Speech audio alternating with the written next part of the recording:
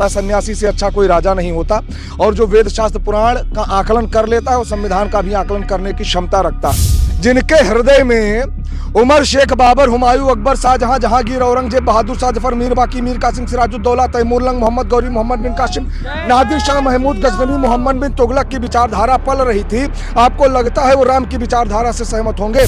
जिनके बाप दादा धड़ाधड़ कारसेवकों के ऊपर गोलियां चलवाए हों, कांवड़ यात्रा में डीजे बैंड कराए हों, कब्रिस्तान की बाउंड्री करवाए हों, हज हाउस वालों को सब्सिडी दिलाए हों, आपको लगता है मर्यादा पुरुषोत्तम की नगरी में आकर के यहाँ मत्था टेकेंगे? और रही बात राजनीतिक लोगों की, तो महाराज पार्टी को टारगेट करो। अगर राम को टारगेट करोगे तो ऐसा रेले जाओगे कि पनाह नहीं पाओगे।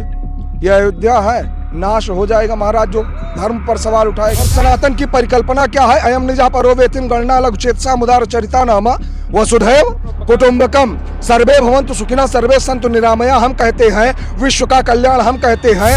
मोतीलाल नेहरू अयोध्या आए, नहीं आए। जवाहरलाल नेहरू अयोध्या आए, नहीं आए। इंदिरा गांधी अयोध्या आई, सोनिया गांधी अयोध्या आई, प्रियंका गांधी अयोध्या आई, या राहुल गांधी कोई आया? कोई नहीं आया। तो ये सनातन पे सवाल उठाएंगे?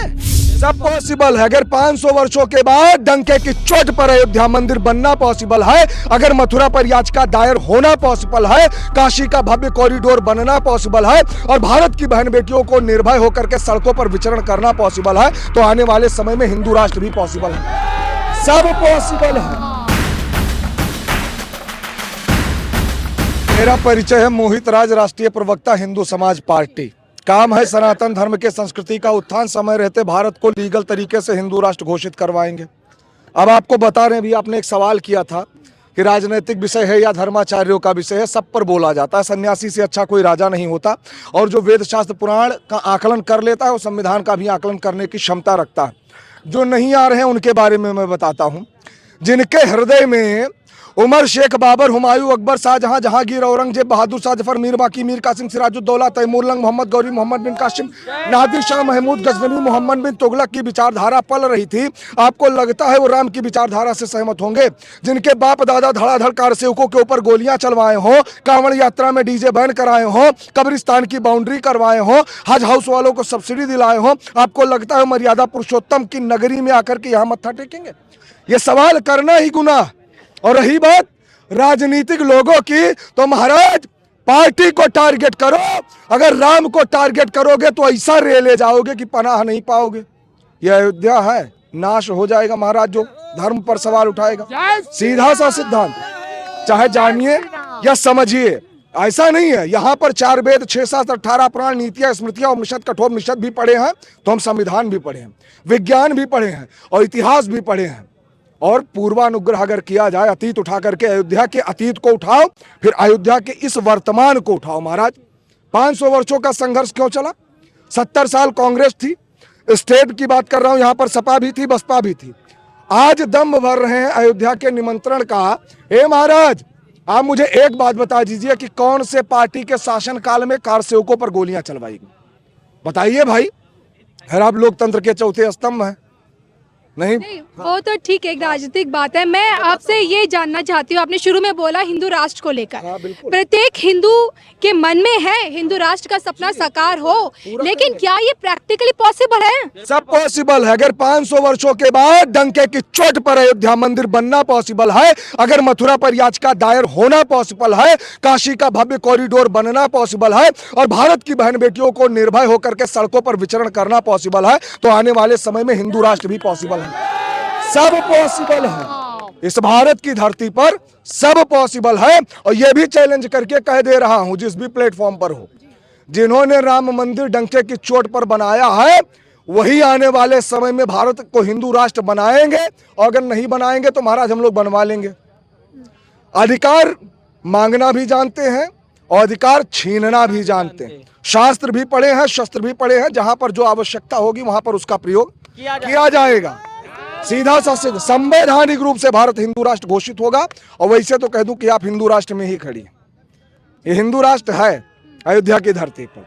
बाकी क्या कहा जा सकता है, किसके बारे में बताएंगे आप?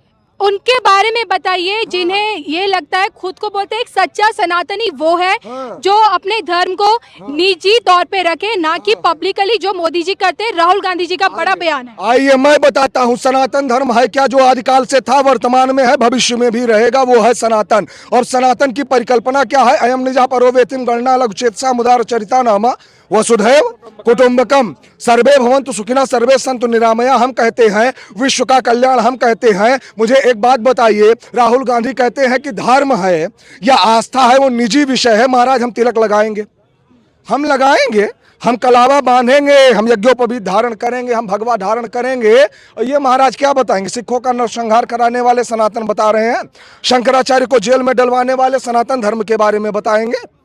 वो राहुल गांधी जिनके हम मोतीलाल नेहरू से महाराज लोगों ने इतिहास उठावा हो। मोतीलाल नेहरू अयोध्या आए, नहीं आए। जवाहरलाल नेहरू अयोध्या आए, नहीं आए। इंदिरा गांधी अयोध्या आई, सोनिया गांधी अयोध्या आई, प्रियंका गांधी अयोध्या आई, या राहुल गांधी कोई आया? कोई नहीं आया। तो ये सनातन पे सवाल उठाएंगे। शंकराचार्य को जेल में डलवाने वाले सनातन के बारे में ना ही पूछे तो ज्यादा अच्छा है।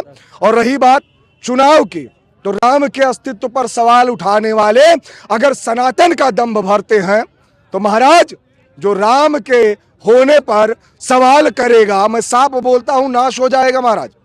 आप ही की अयोध्या में, यहाँ बगल में ही पीओके की घर वापसी का संकल्प लिया जा रहा है जगत गुरु स्वामी राम भद्राचार्य के महायज्ञ आयोजन में। पीओके की वापसी, अखंड भारत का सपना, भारत जो खंड खंड हुआ था, अखंडता क्या पॉसिबल है? अखंड भारत की अगर बात कही जाए तो पाकिस्तान हो या बांग्लादेश हो, ईरान हो, इराक हो, म्यांमार हो, भूटान हो, ये सब भारत देश के ही अभिन्न अंग थे।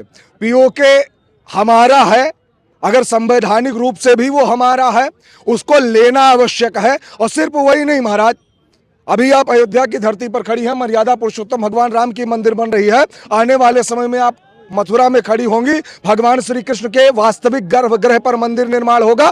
बनारस में भी ज्ञानवापी परिसर के अंदर जो कलंक है उसे हटा करके महाराज भगवान विश्वनाथ का दिव्य मंदिर बनाया जाएगा। जो हमारा है सब लेंगे। और महाराज हमने पहले भी कहा था कि दूध मांगोगे तो खीर देंगे, कश्मीर मांगोगे तो चीर देंगे। और पाकिस्तान वाले जो परमाणु बम का दम भरते हैं महाराज, उनको बता देते हैं कि ज्यादा बौखलाने की आवश्यकता नहीं है, तुम्हारी स्थिति क्या है वो तुम जानते हो, और समझाने की भी आवश्यकता नहीं है पाकिस्तान वालों को।